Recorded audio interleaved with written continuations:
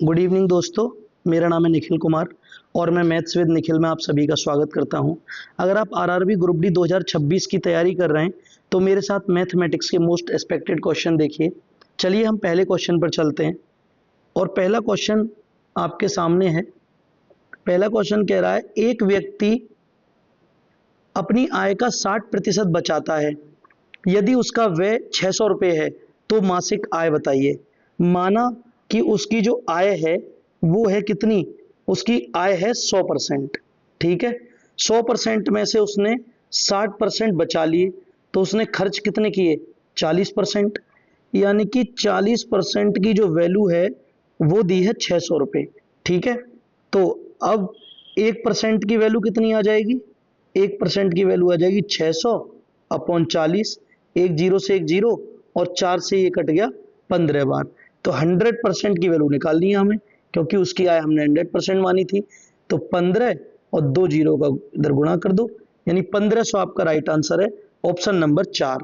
अगला क्वेश्चन देखिए।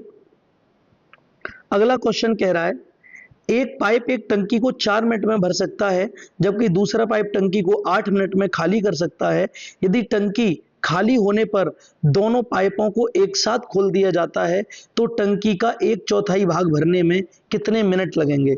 देखिए, एक पाइप कितने मिनट में भरता है, 4 मिनट में भरता है। और एक ये कह रहा है दूसरा पाइप 8 मिनट में खाली करता है। दोनों का एलसीएम लिया हमने, 8 आ गया। ठीक है, अब हमने 4 का भाग लगाया 8 में, तो ए 1 मिनट में 2 भरता है और 8 का भाग 8 में लगाया, ये -1 आ गया। यानी कि बी क्या करता है, बी 1 मिनट में 1 खाली करता है। ठीक है, तो ये कह रहा है कि इसका 1/4, ये जो 8 है इसका 1/4 दोनों मिलकर, दोनों अगर मिलकर भरें तो देखो ये +2 भरता है, ये 1 खाली करता है। तो अल्टीमेटली दोनों मिलकर क्या कर रहे हैं, 1 भर रहे हैं। ठीक है, तो 1 भर रहे हैं। 4 से ये कट गया 2 बार, यानी आपका जो आंसर आएगा वो 2 आएगा, 2 मिनट में भर जाएगा। ऑप्शन नंबर 3 सही है। अगला क्वेश्चन देखिए। अगला क्वेश्चन आपके सामने है, यदि ए और बी का जो अनुपात है वो 4:6 है और बी और सी का जो अनुपात है वो 7:12 है, तो क्या कह रहा है, ए अनुपात बी अनुपात सी का बताइए। यानी कि दिए दोनों अनुपात कितने हैं, 4:6 और बी और सी का अनुपात कितना है, 7:12। अब इसको आप सॉल्व कर लो। इसको सॉल्व करने का तरीका मैंने बताया था कि बराबर वाला जो नंबर होता है उसको सामने लिख लेते हैं। यानी ये 6 आ गया, यहाँ 7 है, 7 आ गया, तो 7 चौक 28, 7 छिंग 42 और 12 छिंग 72। अब इसे आप 2 से काट दो। 2 से जब इसे काटोगे तो 2 से काटा इसे कितने बार, 14 बार। अनुपात 2 से काटा इसे 21 बार और 2 से काटा इसे 36 बार। यानी कि जो आपका आंसर आएगा 14:21:36। Option number 2 is the right answer. अगला क्वेश्चन देखिए। अगला क्वेश्चन कह रहा है एक धनराशि को ए बी सी और डी के बीच में 6:7:17:19 के अनुपात में वितरित किया जाना है। यदि सी को बी से 250 रुपए अधिक मिलते हैं तो ए को कितनी राशि मिलती है। यानी कि सबका अगर मैं अनुपात लिखूं, ए अनुपात बी अनुपात सी अनुपात डी, कितना दिया है, 6:7:17:19। अब देखो क्या कह रहा है, ये कह रहा है सी का जो अनुपात है, सी का अनुपात कितना है, 17 और बी का अनुपात कितना है, ये 7 है। ये कह रहा है कि सी का अनुपात इससे 250 अधिक है, लेकिन ये अधिक कितना है, 10। तो 10 की वैल्यू कितनी आएगी, 250। एक की वैल्यू कितनी आ जाएगी, इसको इससे काटूंगा तो 25 बार कट जाएगा। और ए की वैल्यू पूछी है, यानी ए और एक रेशियो का गुणा कर दो इसमें 25, ये आ जाएगा 150। यानी कि option number 4 is the right answer. अगला क्वेश्चन देखिए। अगला क्वेश्चन कह रहा है कि P और Q की वर्तमान आयु का अनुपात 4:3 है। 6 वर्ष बाद यह अनुपात 5:4 होगा। उनकी वर्तमान आयु के बीच में अंतर ज्ञात कीजिए। यानी कि P और Q का जो अभी का अनुपात है वो 4:3 अनुपात है। ठीक है, अब कह रहा है 6 वर्ष बाद, यानी कि दोनों में +6 कर दो। 6 वर्ष बाद जो अनुपात होगा वो 5:4 होगा। अब देखो, मैंने इसे सॉल्व करने का एक तरीका आपको बताया था। करते क्या है इसमें, सबसे पहले इस 4 का गुणा इसमें करेंगे और 3 का गुणा 5 में करेंगे, क्रॉस मल्टीप्लाई, और दोनों का कर लेंगे डिफरेंस। 4 चौक 16, 5 तिया 15, कितना आया, 1 आ गया।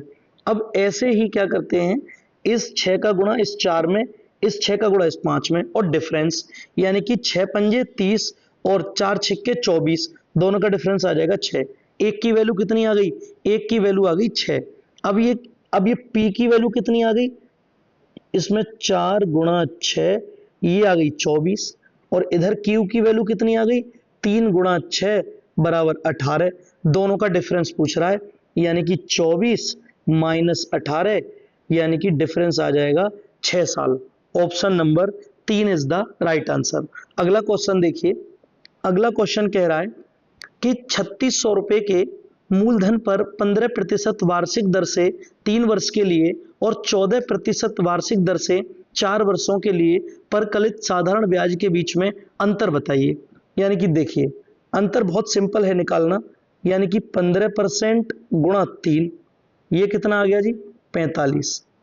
अब एक कह रहा है 14% गुणा 4, ये कितना आ गया, 14 चौके 56। तो इन दोनों का डिफरेंस कितना आ रहा है, इन दोनों का जो डिफरेंस आ रहा है, 15 तिया 45, 14 चौका 56, तो इन दोनों का जो डिफरेंस आएगा वो आ जाएगा 11। यानी कि अल्टीमेटली मुझे करना क्या है कि 36 का 11% निकाल दो, बस 36 का 11% निकाल दो, वही मेरा डिफरेंस है।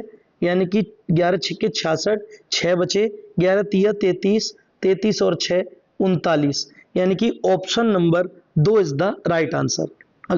अब देखिए, अगर आपको किसी भी सवाल में कोई भी प्रॉब्लम आ रही है तो क्वेश्चन को सेंड कीजिए। ये टेलीग्राम ग्रुप है मैथ्स विद निखिल 1, आप अपनी समस्या सॉल्व कर यहां पर सेंड कर सकते हैं। मैं आपके क्वेश्चन को सॉल्व करके आपके ग्रुप में सेंड कर दूंगा। अगला क्वेश्चन देखिए। अगला क्वेश्चन देखिए, एक कार 60 किलोमीटर पर घंटा की चाल से 180 किलोमीटर की यात्रा करती है और फिर उसी रास्ते से 45 किलोमीटर पर घंटा की चाल से वापस आती है। वापसी की यात्रा में जाने की यात्रा की तुलना में कितने मिनट अधिक लगेंगे। तो देखो, एक फॉर्मूला होता है, आप जानते हो अच्छे से, d बराबर s इंटू टी, यानी कि दूरी बराबर चाल गुणा समय। तो देखो, यहाँ पर दूरी कितनी है 180, और यहाँ पर चाल कितनी है 60, और टाइम निकल आएगा यहाँ पर, ये इससे कट गया 3 बार, यानी कि टाइम यहाँ पर कितना आ गया, यहाँ पर आ गया 3 घंटे। ठीक है, अच्छा अब दूसरे का निकालो ऐसे ही।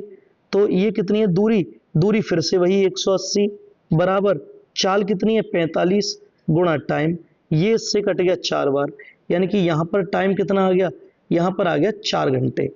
अब डिफरेंस पूछा है, तो 4 घंटे माइनस 3 घंटे, डिफरेंस ये आ गया 1 आवर। ठीक है, 1 घंटा, और 1 घंटे को मिनट में लिखूंगा तो ये आ जाएगा 60 मिनट, यानी कि अंतर जो आएगा वो 60 मिनट का आएगा। Option number 3 is the right answer. अगला क्वेश्चन देखिए, एक ऊर्ध्वाधर मीनार की छाया की लंबाई उसकी ऊंचाई के बराबर है, उन्नयन कोण ज्ञात कीजिए। यानी कि ये बना हुआ है आपका, और ये कह रहा है कि ये जो ऊंचाई है ये छाया के बराबर है। जब कभी एक एक आ जाता है तो कोण कितना होता है 45 डिग्री, और ये होता है इस कंडीशन में √2, यानी कि ये क्या आ जाएगा, ये आ जाएगा 45 डिग्री। देखो, जब भी कभी कोण अगर 30 होगा तो ये 1 होगा, ये √3 होगा, ये 2 होगा। जब भी कभी कोण अगर 60 डिग्री होगा, कि आप बड़े आसानी से बना देंगे। आपको क्या है, जब आप एग्जाम में बैठे तो आपको ज्यादा सोचना नहीं पड़ेगा। ये 1 होगा, ये 2 होगा। जब भी कभी कोण 45 होगा तो ये 1 होगा, ये 1 होगा, और ये यहाँ पर √2 होगा। ठीक है, इस तरीके से आप याद कर लो इसको। अगला क्वेश्चन देखिए। देखिए जी, क्वेश्चन क्या कह रहा है कि नाव्या और भाव्या एक घर को क्रमशः 50 दिनों और 75 दिनों में पेंट कर सकती हैं। यदि वे भाव्या से आरंभ करते हुए एकांतर दिनों में कार्य करती हैं तो वे दोनों मिलकर घर को पेंट करने में कितने दिन का समय लेंगी। देखिए क्या कह रहा है, नाव्या को मैंने n से लिखा है और ये लेती है 50 दिन। और मैंने भाव्या को लिखा है 20 से, और ये लेती है 75 दिन। दोनों का एलसीएम कितना आएगा? 150 आएगा। जब दोनों का 150 आ गया, 50 का भाग 150 में लगाऊंगा 3, 75 का भाग 150 में लगाऊंगा 2। ये नाव्या एक दिन में 3 काम करती है और भाव्या एक दिन में 2 काम करती है। तो दोनों मिलकर यानी कि एकांतर। और क्या कह रहा है नीचे, यदि भाव्या से आरंभ करते हुए, यानी कि पहले काम करने आएगी भाव्या, उसके बाद आएगी नाव्या। तो एक दिन में भाव्या कितना काम करती है? 2 काम करती है प्लस, और नाव्या एक दिन में कितना काम करती है? ये काम करती है 3। यानी कि 2 दिन में ये दोनों मिलकर कितना काम कर रही है? 5 काम कर रही हैं। और मुझे काम कितना करवाना है? 150। तो दोनों तरफ मैं क्या करता हूं, दोनों तरफ में 15 का गुणा कर देता हूं। 15 का नहीं, सॉरी, दोनों तरफ मुझे गुणा करना पड़ेगा 30 का। 5 में 30 का गुणा इधर कर दो और इसमें 30 का गुणा इधर कर दो। यानी कि मेरा जो आंसर आएगा, मेरा आंसर कितना आ जाएगा?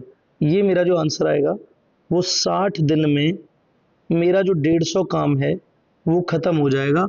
Option number 2 is the right answer.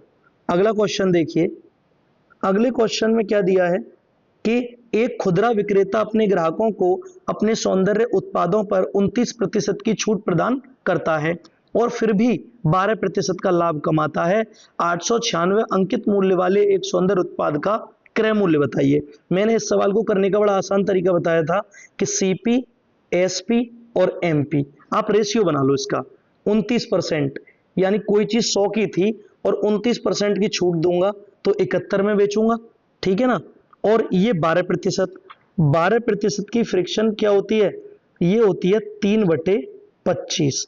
यानी कि कोई चीज मैंने 25 में खरीदी और 3 का लाभ हो रहा है, तो कितने में बेचूंगा जी? 28 में बेचूंगा उसको, ठीक है। अब इस रेशियो को सॉल्व कर लो आप यहां पर। अब इस रेशियो को सॉल्व करने के लिए आपको क्या करना पड़ेगा? आपको यहां पर ये करना है कि यहां पर तो कर दो आप 28 का गुणा 28, और यहां पर लिख दिया मैंने 71, ठीक है। अब इसको जब मैं सॉल्व करूंगा तो सॉल्व करने से पहले मैं क्या लिखूंगा? मैं इनको गुणाओं में लिख लेता हूं यूं ही, क्योंकि मेरे पास अभी काटने के लिए समय है। और मैं इसको लिख लेता हूं इतना, और मैं इसको लिख लेता हूं 25 गुणा 71, ठीक है। अब देखो आप, इसकी जो वैल्यू दी है, इसकी जो वैल्यू दी है मुझे, इसकी कितनी वैल्यू दी है? 896।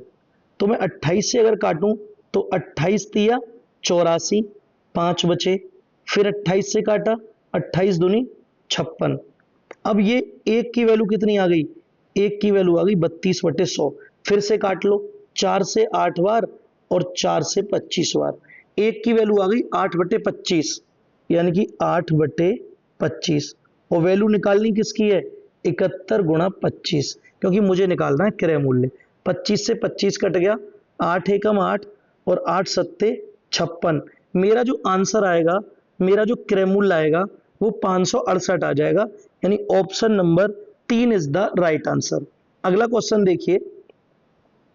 ये कह रहा है अगले क्वेश्चन में कि 88 फोन बेचने के बाद एक दुकानदार को 8 फोन के विक्रय मूल्य के बराबर हानि होती है। आप एक चीज जानते हो अच्छे से, हानि कब होती है? हानि हमेशा एसपी बड़ा होता है और सीपी छोटा होता है, बराबर क्या आएगा? लॉस। जब सीपी बड़ा होता है, नहीं नहीं नहीं, गलत लिख दिया मैंने, सॉरी। देखो इसमें क्या होता है, जब कभी एसपी बड़ा है और सीपी छोटा है तब होता है प्रॉफिट। अरे सिंपल सी बात है, कोई चीज मैंने 100 में खरीदी और 200 में बेच दी तो मुझे प्रॉफिट होगा। और सीपी जब बड़ा है और एसपी छोटा है तो क्या होता है? तो होती है हानि, ठीक है। अब देखिए आप, ये कह रहा है 88 फोन बेचने के बाद एक दुकानदार को 8 फोन के विक्रय मूल्य के बराबर हानि होती है। यानी कि 88 सीपी माइनस 88 एसपी बराबर 8 फोन के विक्रय मूल्य के बराबर हानि हो गई, ठीक है। यानी कि 88 सीपी बराबर 88 इधर चले जाएंगे तो ये कितने आ जाएंगे? ये आगे 96 एसपी, ठीक है, 96 एसपी। अब देखो आप, मैंने इसको 4 से काटा 22 बार, मैंने इसको 4 से काटा 24 बार, मैंने इसको 2 से काटा 11 बार, 2 से काटा 12 बार।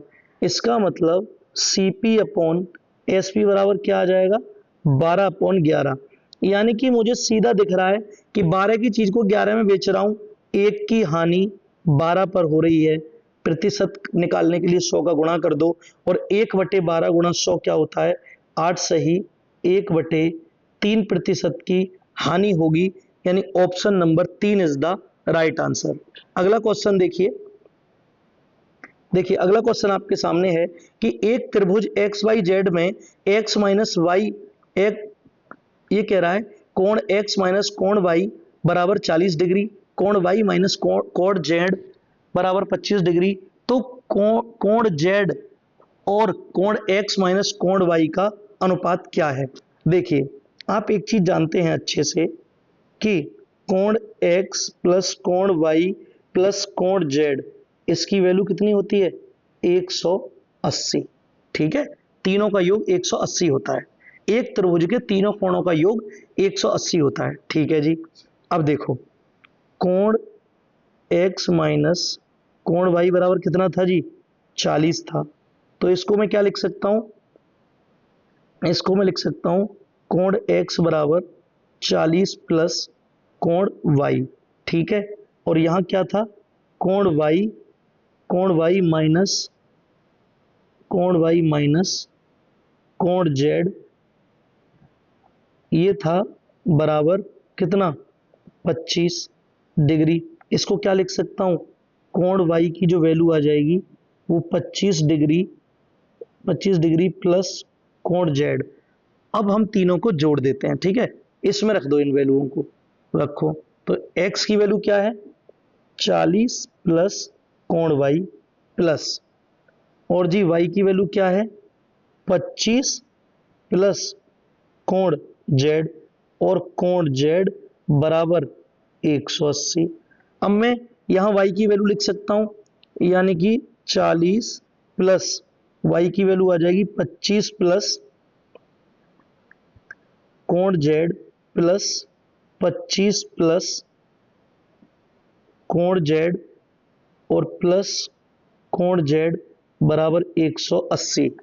यानी यहां से क्या आ गया, 25 और 25 50, यानी कि 90 प्लस 3 कोण z बराबर 180, और 3 कोण z बराबर ये आ जाएगा 90, और इस 3 से ये 30 बार कट जाएगा। यानी कि कोण z की जो वैल्यू आ जाएगी वो आ जाएगी 30 डिग्री। और एक अनुपात किसका पूछा है, कोण z अपॉन कोण x माइनस कोण y। तो ये कितना है, 30 डिग्री, और वो कितना था, 40। 0 से 0 कट गया, आंसर आ जाएगा 3:4। बहुत सिंपल तरीके से आप बड़े आसान तरीके से कैलकुलेट कर सकते थे इसको। ठीक है, option number 3 is the right answer. अगला क्वेश्चन देखते हैं, 480 और 489 के बीच स्थित अभाज्य संख्याओं की संख्या ज्ञात कीजिए। देखो इस क्वेश्चन को, यानी कि 481, 482, 483, 484, 485, 486, 486, 487, 488। ठीक है, ये बीच में पूछा है। ठीक है, ये 8 संख्या है। अब एक चीज देखो, ये तो अभाज्य संख्या नहीं है क्योंकि 2 आ रहा है पीछे, 2 से कट जाएगी। अब देखो 4 और 8 12 3 15, ये 3 से डिवाइड है, ये भी अभाज्य नहीं है। ये 4 से डिवाइड है, अभाज्य नहीं है। 5 से डिवाइड है, अभाज्य नहीं है। 2 से डिवाइड है, अभाज्य नहीं है। 2 से डिवाइड है, अभाज्य नहीं है। और अब क्या बचा, अब एक संख्या ये चेक करनी है और एक संख्या ये चेक करनी है। तो 481 में अगर मैं 13 का भाग लगाऊं, यानी कि 13 तिया 39 और 13 सत्ते 91, यानी कि ये भी नहीं है। ठीक है ना, यानी कि आपके पास एक ही अभाज्य संख्या बची, और वो है 887। आपका एक अभाज्य संख्या है। Option number 1 is the right answer. ठीक है, अगला क्वेश्चन देखिए, अगला क्वेश्चन क्या कह रहा है? अगला क्वेश्चन कह रहा है कि एक वॉशिंग मशीन का मूल्य टीवी के मूल्य से 25% कम है। यदि वॉशिंग मशीन के मूल्य में 34% की वृद्धि और टीवी के मूल्य में 21% की कमी होती है तो 4 वॉशिंग मशीन और 2 टीवी के कुल मूल्य में प्रतिशत परिवर्तन क्या है? देखिए, ये क्या है जी? वॉशिंग मशीन अनुपात टीवी। मैंने मान लिया 100 रुपए की टीवी है तो 25% कम यानी 75 रुपए की वॉशिंग मशीन होगी। अब देखो, यानी कि 4 washing machine plus 2 TV, total मूल्य कितना आ गया? 300, 200, 500 आ गया। ठीक है, अब देखिए आप, अब क्या कह रहा है? अब कह रहा है कि क्या होता है, वॉशिंग मशीन के मूल्य में 34% की वृद्धि हो जाती है प्लस 2 गुणा 100 और 21% की इसमें कमी हो जाती है 79 अपॉन 100। ठीक है, 100 से 100 कट गया, ये इससे काटा मैंने 4 बार और ये 3 बार और 4 से 4 कट गया।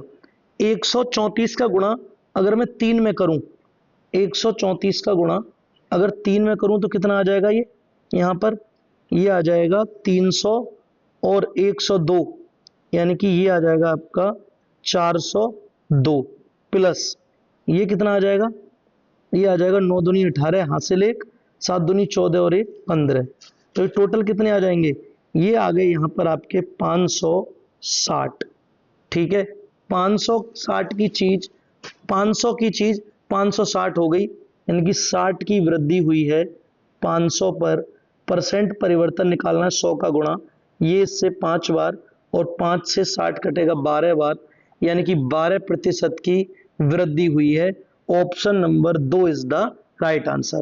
अगला क्वेश्चन देखिए, अगला क्वेश्चन कह रहा है कि एक बेलनाकार पाइप दोनों सिरों पर खुला है जिसकी बाहरी व्यास 20 सेंटीमीटर और आंतरिक व्यास 16 सेंटीमीटर है। यदि पाइप की लंबाई 35 सेंटीमीटर है तो पाइप बनाने में उपयोग की जाने वाली धातु का आयतन ज्ञात कीजिए। यानी कि देखो, ये मैंने बाहरी त्रिज्या कैपिटल आर मानी है और ये क्या दिया है? ये 2r की वैल्यू व्यास 20 दिया है, तो यहां से r कितना आ जाएगा? 10। स्मॉल 2r की वैल्यू दी है 16, तो स्मॉल r कितना आ जाएगा? 8। अब आपको फॉर्मूला लगाना है, तो बेलन का जो खोखला बेलन बन गया ये, इसका फॉर्मूला होता है pi capital R square minus small R square into H. इसमें वैल्यू लगानी है आपको, यानी कि पाई की वैल्यू 22/7, यहाँ पर आ जाएगा 10 का स्क्वायर माइनस 8 का स्क्वायर गुणा 35। ठीक है, अब देखो, इससे जो सीधा कट गया 5 बार और 5 का गुणा भी कर दो इधर, यानी ये आ गया 110। एक बार इसे जोड़ दो, एक बार घटा दो, यानी कि 18 गुणा 2, यानी कि 110 गुणा 36। आंसर कितना आएगा? 0। 36 एकम 36 3 और 36 एकम 36 और 3 39, यानी कि आपका जो आंसर आएगा वो आ जाएगा 3960। Option number 1 is the right answer. अगले क्वेश्चन पर चलते हैं। अगला क्वेश्चन कह रहा है कि 91 छात्रों की एक कक्षा ने भौतिकी की परीक्षा दी। 12 छात्रों का औसत 64 था, अन्य छात्रों का औसत 77 था। पूरी कक्षा का औसत बताइए कितना है? देखो, 91 छात्र टोटल थे जिसमें से 12 का औसत कितना है? 12 का है 64। ठीक है, 91 में से 12 जाएंगे तो कितने बचेंगे? ये बचेंगे 79, और 79 का औसत कितना है? इनका 77 है। ठीक है, अब मैंने एक मेथड पढ़ाया था कि छोटी संख्या पिक कर लेते हैं 64 प्लस, अब इन दोनों का कंपेरिजन करते हैं, तो ये तो 0 है, 0 गुणा 12 प्लस, अब इससे कंपेरिजन करूंगा तो ये कितने ज्यादा बैठ रहे हैं? ये बैठ रहे हैं 13 गुणा 79 अपॉन ये आ गई तुम्हारी टोटल 91। ठीक है, अब देखो आप इसको सॉल्व करो, इसको जब सॉल्व करोगे तो ये 64 प्लस ये तो 0 आ जाएगा प्लस 13, 13 निम्मा होता है 117, 11 बचे और 13 सत्ते 91, यानी कि ये आ गए यहाँ पे 2, 102 आ गई सीधे सीधे। ठीक है, और 91 का लगा दिया भाग। ठीक है ना, 13 सत्ते 91 ना, 13 नंबर 117 बटे 11, 11 बचे, 13 सत्ते 91, तो 2 10। ठीक है, अब 13 से इसे काटो आप, ये कितनी बार कटेगा, 13 सत्ते 91। ठीक है, इसको आप काटोगे, 7 और 1 8, 9 और 1 10। चलो इसको डायरेक्ट काट लेते हैं हम 91 से ही। यानी 91 एकम 91, कितने बचे, यहां पर बचे भैया, यानी कि 11 बचे। अब 91 एकम 91 एक बार और। ठीक है, अब कितने बचे, अब बचे आपके 9 और 17, यानी कि 24, जीरो, ये आ जाएगा 0.2, यानी कि लगभग लगभग ये आ जाएगा आपका आंसर की अगर मैं बात करूं तो ये आ जाएगा 64 प्लस 11 पॉइंट समथिंग, 28 जो भी आएगा, तो ये आ जाएगा 75.3। ये आपका राइट आंसर है, option number 2 is the right answer. अगला क्वेश्चन देखिए, अगला क्वेश्चन क्या कह रहा है, एक व्यक्ति की आय और व्यय का अनुपात 9:5 है, उसकी आय में 60% की वृद्धि होती है जबकि उसके व्यय में 10% की कमी आती है। यदि उसका प्रारंभिक व्यय 15,500 था तो उसकी अंतिम बचत बताइए। देखिए जी, इनकम अनुपात एक्सपेंडिचर, ये क्या होता है, ये बराबर किसके होता है, ये दोनों जो होता है वो सेविंग। ठीक है, यानी कि ये, इसको अगर मैं अनुपात ना करके इसको कर देता हूं माइनस। ठीक है, ये इसके बराबर होता है, यानी इन दोनों का अनुपात कितना दिया है, 5। अब मैं क्या कर रहा हूं, और ये टोटल कितना आ गया, यहाँ 14, मैंने सब में जीरो बढ़ा दी कैलकुलेशन को सरल करने के लिए अपनी तरफ से। ठीक है, अब देखो 90 का 60% 54 होता है, 54 इसमें प्लस करूंगा तो ये बन जाएगा 144। अब इसमें कमी आई है, 50 का 10% 5, और 5 की कमी आई है व्यय में, तो कितना हो गया, ये हो गया आपका 45। इन दोनों का डिफरेंस निकालूंगा तो आ जाएगा 99।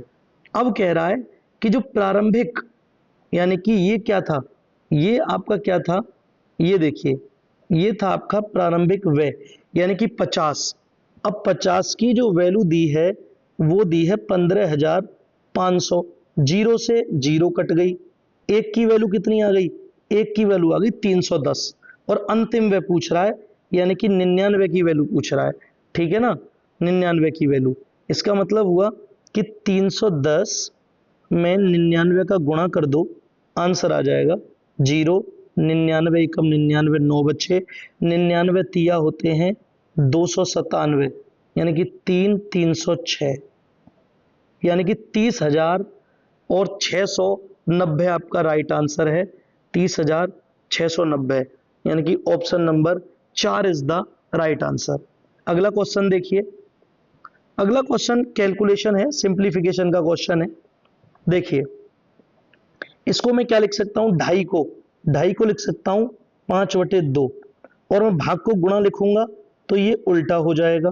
ठीक है जी, प्लस, अब ये कितना आ जाएगा, 3 से 3 और 2 से ये एक बार, यानी कि 1/2 माइनस 5/6। ठीक है, और मैं नीचे की बात करूं तो 15 में से 6 जाएंगे 9। ठीक है, ये कितना आ जाएगा, ये आ जाएगा 9 गुणा 9 अपॉन डिवाइड में 1 9 और प्लस 1/2, यानी कि इस 9 से एक 9 कट जाएगा। ठीक है, इस 5 से 5, इससे ये कटा 4 बार। अब क्या करना है, अब 6 एकम 6, या फिर ऐसा करो, यहां 3 का गुणा कर दो, यहां भी 3 का गुणा कर दो, तो ये क्या आ जाएगा, ये आ जाएगा 4 माइनस 2/6, 4 माइनस 2/6, और ये 2/6 का मतलब इसको भी मैं क्या लिख सकता हूं, 1/3। ठीक है, और नीचे क्या आ जाएगा, नीचे आ जाएगा 9 प्लस 9 प्लस 1/2, यानी कि 12 एकम 12, यानी कि 11/3 अपॉन 9 दूनी 18 और 1 19/2। ठीक है, तो आंसर क्या आएगा, ये 2 ऊपर चला जाएगा, 22 और 19 तिया 57, आपका जो आंसर आ जाएगा 22/57, यानी कि option number 4 is the right answer. अगला क्वेश्चन देखिए। अगला क्वेश्चन बड़ा तगड़ा सा क्वेश्चन लग रहा है, लेकिन कुछ भी नहीं है। 3x की पावर q माइनस 4z की power q 9x square plus 12xz plus 16z square गुणा 3x प्लस 4। देखो, अब एक फॉर्मूला आपको पता है अच्छे से, ए क्यू माइनस बी क्यू, ये क्या होता है? ए प्लस बी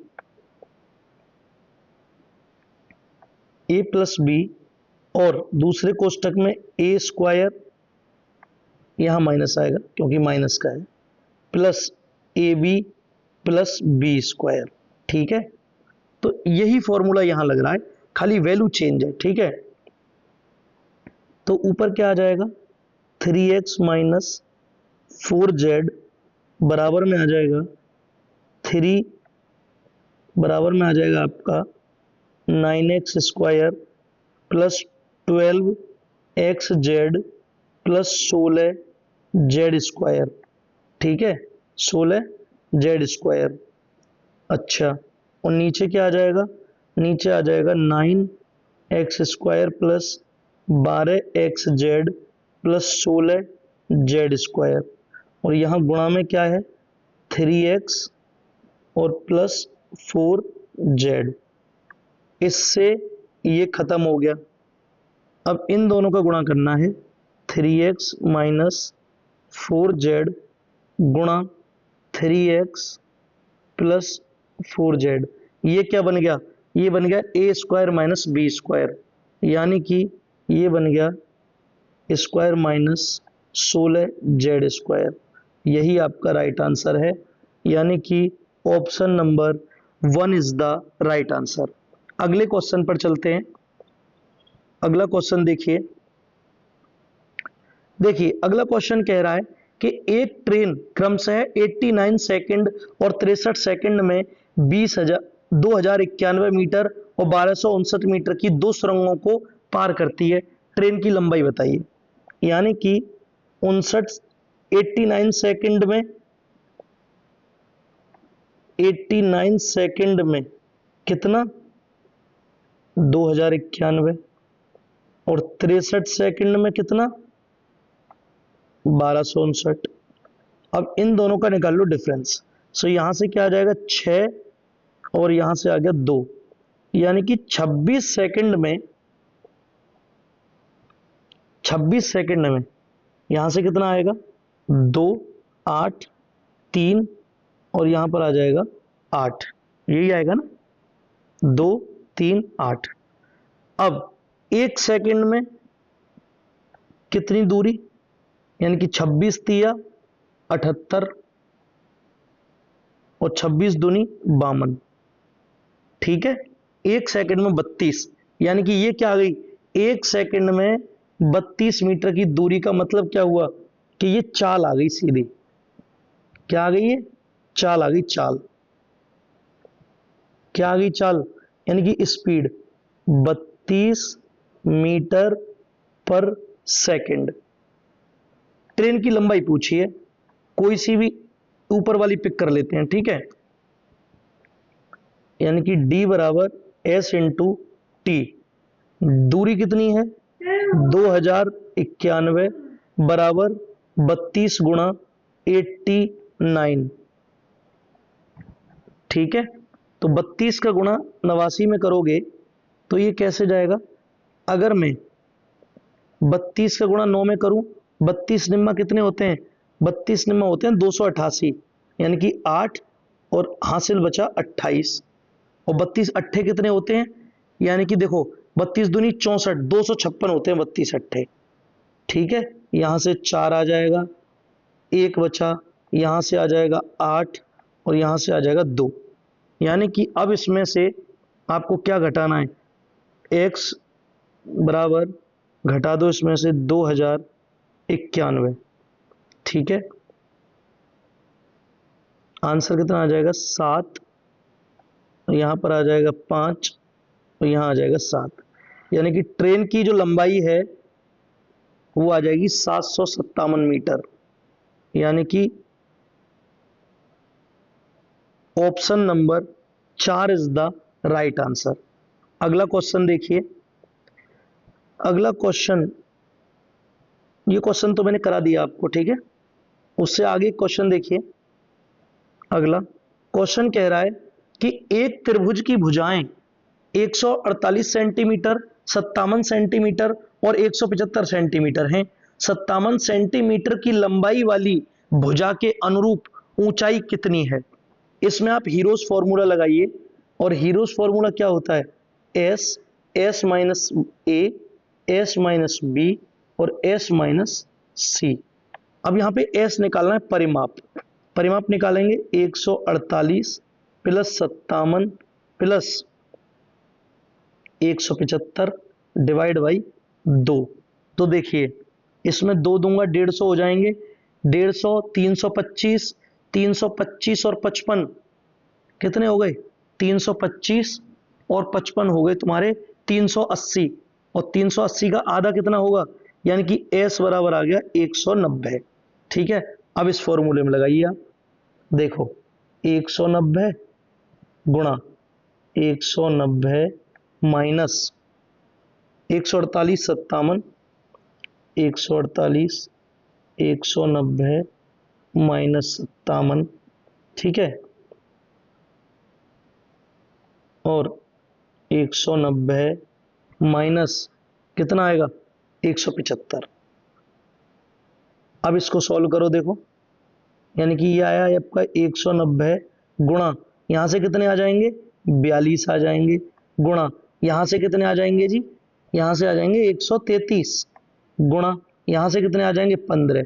अब इनको अंदर से बाहर निकालना है, यानी कि 19 गुणा 10, इसको क्या लिख सकता हूं? 6 गुणा 7, इसको क्या लिख सकता हूं? 19 गुणा 7, और इसको क्या लिख सकता हूं? 3 गुणा 5, इसको क्या लिख सकता हूं? 2 गुणा 5, इसको क्या लिख सकता हूं? 2 गुणा 3। अब यहां से क्या क्या बाहर आएगा ये देखो। एक तो 19 बाहर आएगा, ठीक है, 19 बाहर आ गया, ठीक है, 19 बाहर ले लिया मैंने। उसके बाद क्या? एक 5 बाहर आएगा, लो जी 5 बाहर ले लिया, ठीक है, 5 बाहर ले लिया। एक 7 बाहर आएगा, ठीक है, 7 बाहर ले लिया, 7 भी बाहर हो गया, 5 भी बाहर हो गया। अब एक 2 रह गया, एक 3 रह गया, यानी 1 2 और 1 3। अब कह रहा है ये क्या आ गया? ये आ गया एरिया, क्षेत्रफल। अब भुजा की ऊंचाई निकालने के लिए जो फॉर्मूला होता है वो होता है क्या? ऊंचाई बराबर 2 गुणा क्षेत्रफल अपॉन भुजा, ठीक है।